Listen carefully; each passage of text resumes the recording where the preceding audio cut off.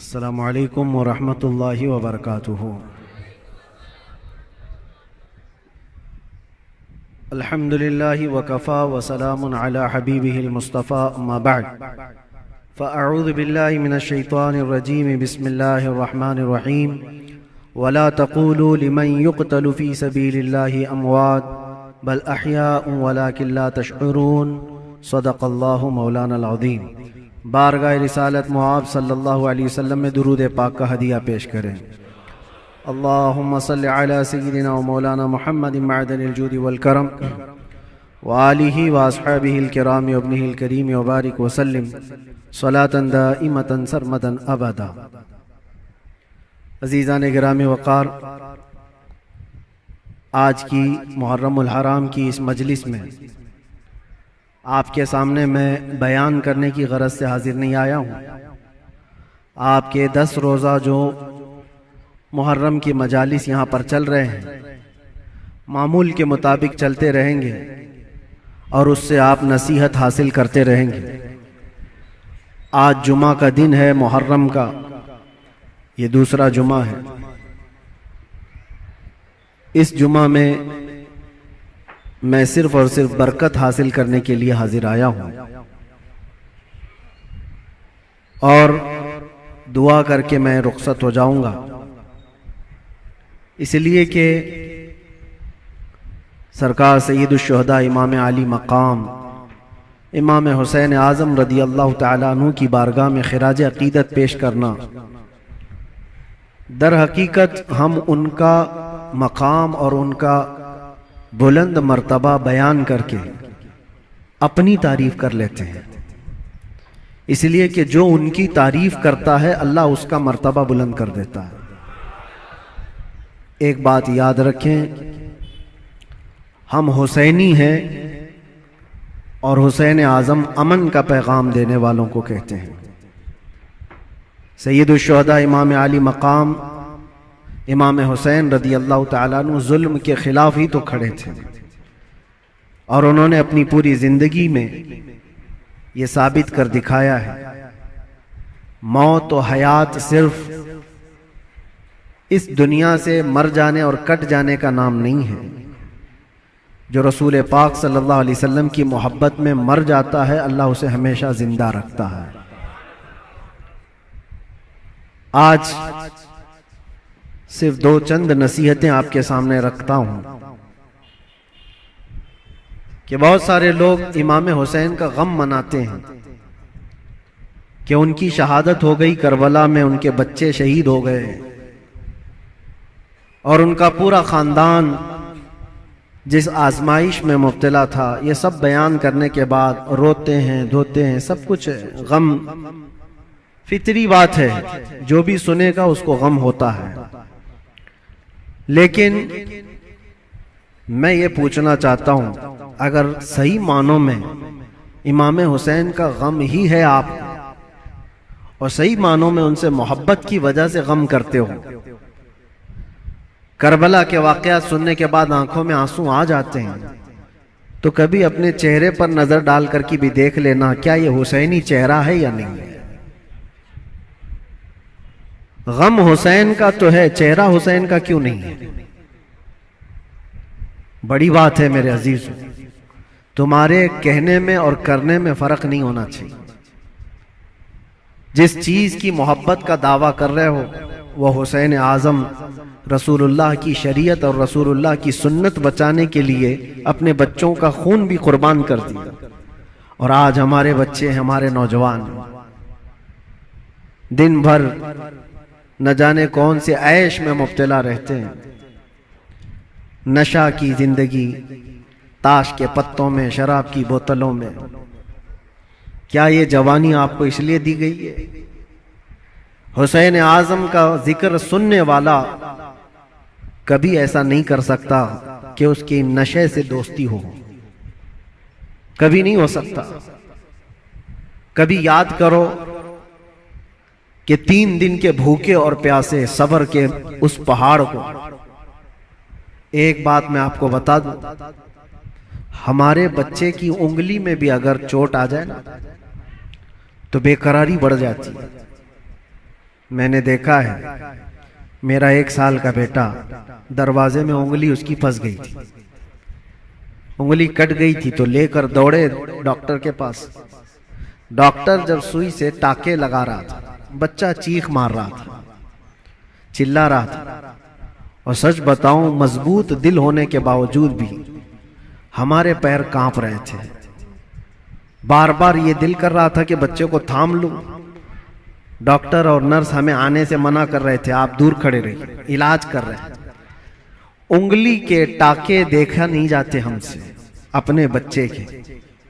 वो इमाम हुसैन 6 महीने के बच्चे को लेकर जब यजीदियों के सामने आए, सिर्फ पानी के एक कतरे के लिए, और उन यजीदियों ने दूर से तीर चलाकर इमाम हुसैन के बच्चे को शहीद कर दिया। गले में तीर चला और खून का फव्वारा निकलकर इमाम हुसैन के चेहरे पर लगा। जानते हो मेरे अजीजों, अपने हाथों में उस बच्चे को लेकर क्या उन्होंने रोना धोना किया? नहीं, अल्लाह की बारगाह में पेश किया और अर्ज किया कि मौला मेरी ये छोटी कुर्बानी भी कबूल फरमा ले। क्या इतना जिगर है किसी के पास? एक तरफ भांजों के भतीजों की लाशों को देखना, अपने भाई की, सगे भाई की लाश देखना, बहुत सब्र किया। लेकिन कभी आप सोचते हैं ये सारा सब्र किसके लिए था? इसलिए था कि हुजूर की शरीयत हम तक पहुंच जाए, आने वाली नस्लें सीधे रास्ते पर चल सकें, इसलिए इतनी बड़ी कुर्बानी थी। और अगर आज हमारा नौजवान सीरत हुसैन पर नहीं चल सकता तो फिर वो गम हुसैन मनाने का अहल भी नहीं है, वो करबला सुनने का अहल भी नहीं है। करबला के वाकयात सुनने वाला नौजवान वो सच्ची तौबा करके सच्चे रास्ते पर चलने का अज़म करे तो ही हकीकी मानों में वो हुसैनी कहलाता है। और आपको पता है हुसैन आजम के साथ कौन था करबला में? सिर्फ उनका खानदान। 82 लोग, 82 लोग गए थे, जिसमें से तो 72 के करीब शहीद हो गए। औरतें बची थी, आपकी बहन और आपकी बीवी, आपकी बेटी, या औरतें जब कैदी बन करके जा रही थी। लोग उल्टा सीधा बयान करते होंगे, लेकिन सही मानों में रिवायत यह है कि उन अहले बैत की खवातीन को उस हालत में भी पर्दे में देखा गया है।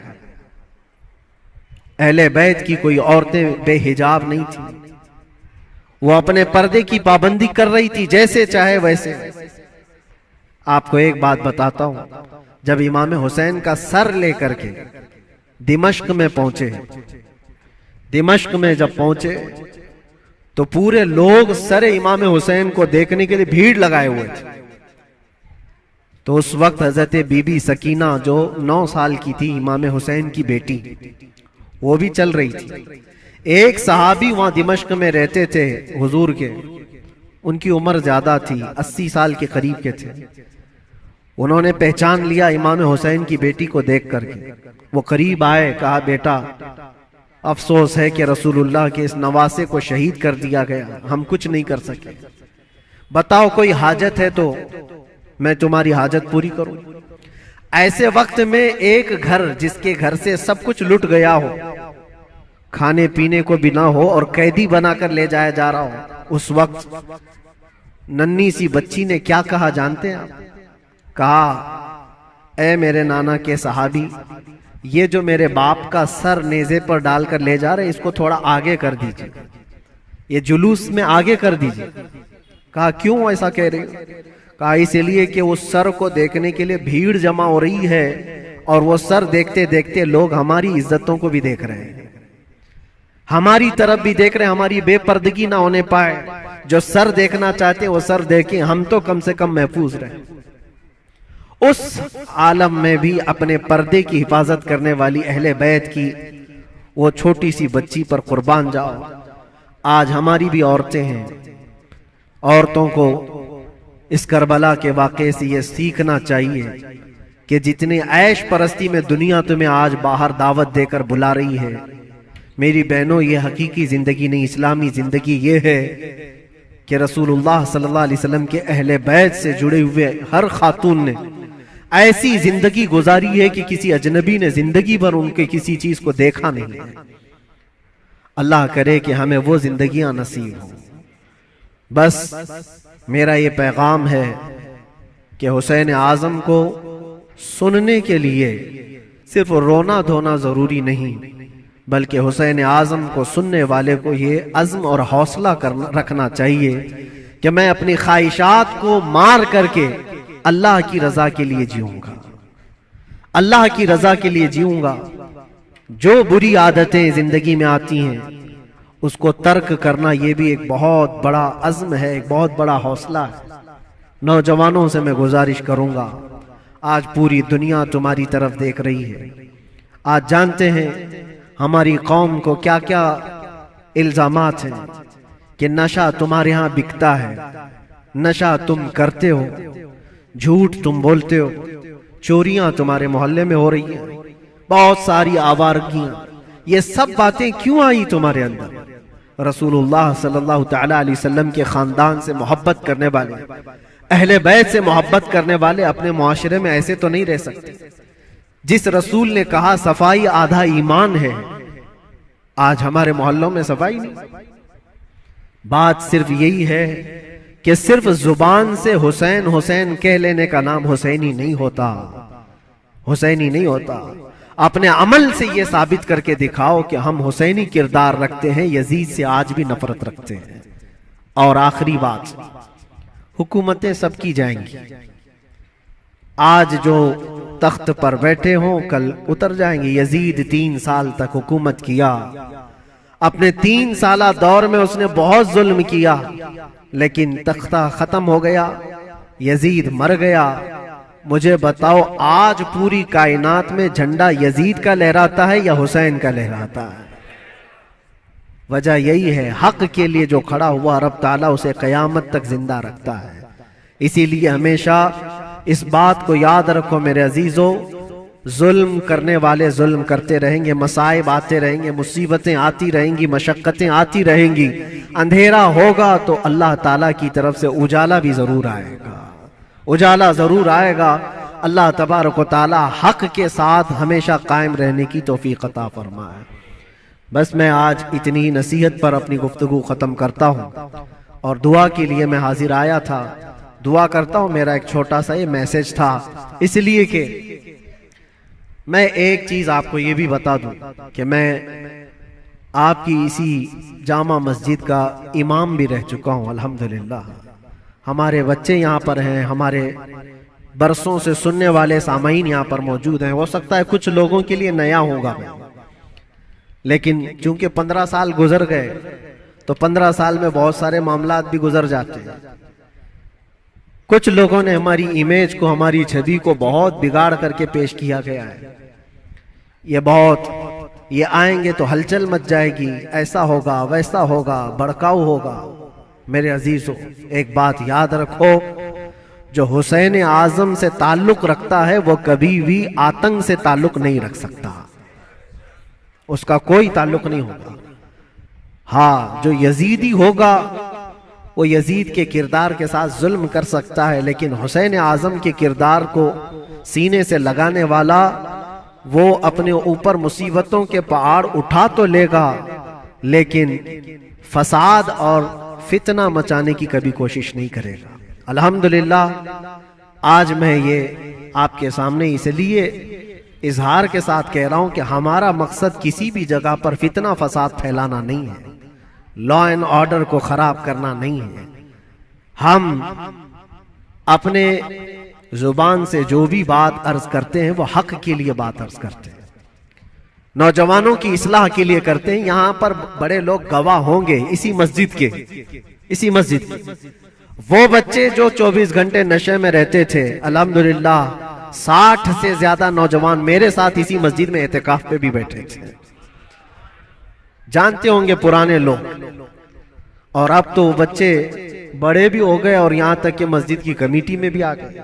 बहुत सारे लोग, बचपना होगा, जवानी आएगी, बुढ़ापा भी होगा। पहले के लोग भी यहां पर जो मुझे जानते हैं, हमारा एक ही मकसद होता है, एक ही मकसद है।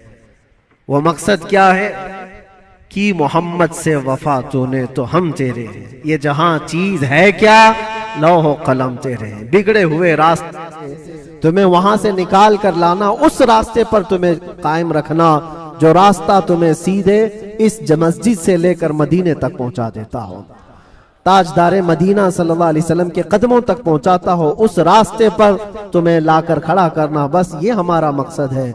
बाकी किसी को जोश दिलाना, किसी को उकसाना, किसी को फितना और फसाद में लाना कभी हमने पहले ना किया था और ना ही करना है। हाँ, अगर किसी को ऐसा लगता हो तो ये उनकी खाम ख्याली है। बस हम तो ये कहेंगे, या रसूल अल्लाह, तेरे गुलामों का नक्शे कदम है राह खुदा, वो क्या बहक सके जो ये सुराग लेके चले, वो क्या बहक सके जो ये सुराग लेके चले। बस आखिरी मैसेज यही है कि मोहम्मद से वफा तूने तो हम तेरे हैं, ये जहां चीज है क्या लौह कलम तेरे हैं, जिंदगी तुम्हारी अपनी नहीं है, ये अल्लाह के रसूल के लिए दी हुई जिंदगी है। मेरे मुर्शिद गिरामी हुजूर ताजुश शरिया बदरुत तरीका रहमतुल्लाह तआला अलैह ये कह करके गए, जिंदगी ये नहीं किसी की किसी के लिए, जिंदगी है नबी की नबी के लिए, ना समझ मरते हैं जिंदगी के लिए, जीना मरना है सब कुछ नबी के लिए। लब्बैक या रसूल अल्लाह, लब्बैक या रसूल अल्लाह, लब्बैक या रसूल अल्लाह। व आखिरु दावाना अल्हम्दुलिल्लाहि रब्बिल आलमीन। फिर किसी मौके पर इंशाअल्लाहुल अजीज आपके यहाँ हाजिर आएंगे, जो भी मामलात होंगे सबको क्लियर करके इंशाअल्लाहुल अजीज आपके सामने बयान करेंगे। अस्सलामु अलैकुम व रहमतुल्लाहि व बरकातहू।